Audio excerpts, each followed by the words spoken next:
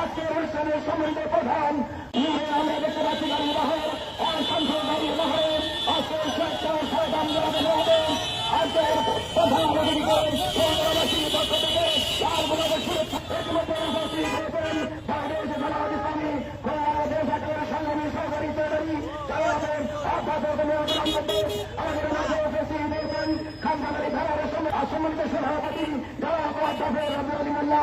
আমি মোটরসাইকেল ভাইদেরকে সামনে আনার জন্য অনুরোধ করছি।